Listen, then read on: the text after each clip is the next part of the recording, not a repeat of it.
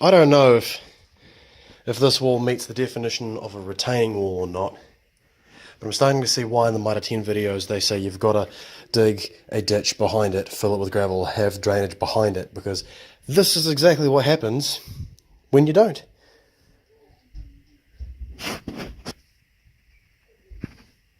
In today's exciting episode, we're going to lay some drains. You can see how it's just like splattered over everything as well that's been sitting here. When I was throwing the really wet stuff into the wheelbarrow, like even a lot of that jib's just ruined now. There's nothing I can do with it. Fuck. Pinoy. It's amazing the sort of shit you see. So, yep, it's been tested for a couple of days, and there is a slow trickle of water through both channels into this one. That's slowly trickling down. A little bit of a pool forming here, so we've got to deal with that. And then it kind of just flows out to that hole. And that's what we want, which will be fine. Now, if I was going to do this absolutely properly, I think I should cut a channel about that wide in this concrete, have it like that drop down channel you see in like pedestrian gutters and things like that, and then connect my pipe up here to that, and so then anything that flows to this corner would drop in it and then flow out. But that was going to add an extra probably $300-400 on top of the stuff. So hey Emma, so that's why we haven't gone with that option. But we did have to make some decisions. So what we've got is some solid ducting, and that'll go from that corner through this trench up to that point.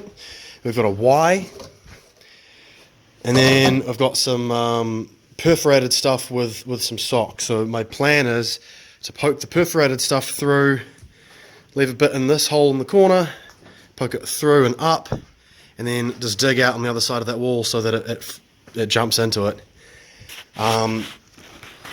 The one thing I wasn't too sure about is when I do that, because if all of this trench was perforated as well, it seems to me that the water would also just leak out anyway, right? So do all this in solid, and then I don't have a join here, because that was the other issue, was the join.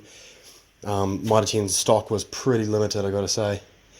So I'll be doing solid all the way up to there, and then if there's any water that doesn't go into the pipe from after that Y junction, then that'll just have to just naturally do what the rest of this is doing anyway. I don't think we're ever going to get fully rid of it, but that's just because I don't know what I'm doing, pretty much. But yeah, you can see sort of how deep this hole is. It's pretty deep. I had to get in with my hands in both spots just because I didn't have any tools to do it with, and yeah, we'll be digging up there soon. So this is today's task. So I've moved all that shit out the way, all the stuff on top of the barbecue and shit's up there, so that's alright. We'll finish cleaning this out. We're just going to lie this solid pipe on top of here for now, and then someday when we come back and get rid of all this dirt and then level that out and then turn that into concrete as well for that trailer or whatever we do, we'll do the burial of this then. But for now I just need this stuff in this corner to get underway, so that's the main priority. How you going, Emma? One thing I think I've noticed is that even with this being filled in a little bit by sort of the start of the rock, if it overflows here, even with a solid pipe, and hopefully most of the water going straight into it, if it does come down this channel, it's going to just start pooling in this area. So what I'm going to do is grab just a little bit of the clay that I either dig out of there or up the back, or just a little bit more, and push it into that corner, raise it up, and sort of just divert whatever to be flowing underneath the solid pipe that'll go along that edge. That way it doesn't really matter what goes on. So I got this from Mitre 10, and it doesn't really fit onto this. It kind of does, but it's super loose.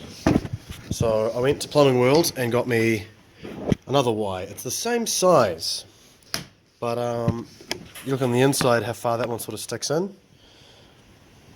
The other one was probably sticking in just the tip, and even with glue, like it wasn't going to hold. So just starting to lie this out. Poked female end down through there, and it seals up pretty nicely, I got to say. Doesn't even come out the other side of the wall, but it's nice and hard on there, so that's good. But this length of solder is a 16 metre, and I found halfway there's a join. So they've just taken 2 8 metres and then cut them and squished them together, and that's about it, because this piece here won't scrunch up. So that's cool.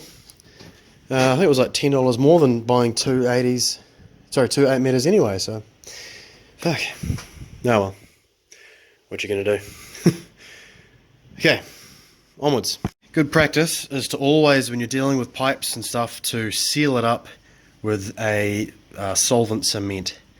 Highly poisonous. Do not lick your fingers afterwards. But this stuff basically fuses and causes a chemical reaction between 2 plastics to fuse and create a watertight seal. So that's what we need to do pretty much in every case, whether you're trying to keep water out of your pipes with like electrical stuff, or in this case I guess keep the water in your pipes. So that's what we're doing. It's just struck me as I'm gluing this together that the man at the store said should really get the ones with rubber rings, rubber grommets, and I'm seeing why now. Like, even if this is good, like, I don't know if it's going to be perfect. So well, another lesson learned. So taking the perforated one, extended it out with its sock on, thread it through that hole, glued to this. I'll pull that sock up and over, and maybe just a bit of tape, I guess, to hold it on to this. It's not so important. And then yeah, I'll basically just like measure it out to hit that wall and cut it off, and then use the other side of it, the bit that I cut off, to go up through that hole and into that next other side. And then I can just fold this away, deal with this channel at a later date, and to fold that into it, and I can start shoveling that trailer load into that pond over yonder. So getting there. So measure it out, and we'll sink it in about here somewhere. So we'll cut it off about there, just like that. So this piece will go down there, but I'm not sure which end I'm going to be able to glue in, so we'll toss that aside to deal with in a second and just figure out which end we poke through first. And a tip from the plumber that I met at the store, shout out Stanton Plumbing, whether he knew it or not, is instead of, because I've got a big hole here, I don't want any of this clay and shit to be rushing in through this either. So you could buy a cap, or better option, just leave your sock a little bit long and real simply tie a knot in it. And once you've got that knot, it's as good as covered. No clay getting down there now. So I'll just butt this up to the wall like so. And I guess the good thing about it, right, is that you can just shrink it up or extend it out, make it a bit longer or shorter as you need it. So length is not an issue with this stuff. It's pretty good as long as you're in the ballpark. So we have our join, our pipe, and Emma has done a really nice job of just cleaning all the trash out of there, so that's good. We'll be able to dig that and make that nice and proper soon enough. I did realise that because we don't have the rubber seal on this Y join, that this bottom pipe, yeah, it didn't glue in there properly, and I thought it had, but it hadn't after I'd started wiggling it and moving it into place. So what I've done is put like a band of clay around it, and then that should act as a restrictor for the biggest flow anyway, and then the same with the other sides. So that's all good. That should work just fine. We've got it sticking out the bottom there. I'm going to go and grab a thing to have this earth stake nice and concealed, or nice and buried, along with the rest of it. And Emma, job for you. Can you take from the trailer a bunch of the chip of those stones and fill this trench in? Cool? Alright, I'll be back soon. So here we go. Just turn the power off so that no faults can occur, hopefully, while we're doing this. But I just wanted to show you all. Look at the corrosion on the earth stake here. I mean, was clearly thick steel, and then there's your water line, I suppose, at some point. This is why you need it to be really, really long. But I'm not touching that connection there, because the connection looks pretty good, surprisingly. And I've got one of these to fit over it. So Emma's done a great job. All that bit of trench right there, look at that, very nice. And power's off. We've got our little main earth thing to go there, so I think we're just about good to start chucking some of this in. So we'll clear this out the way and fill this bitch up.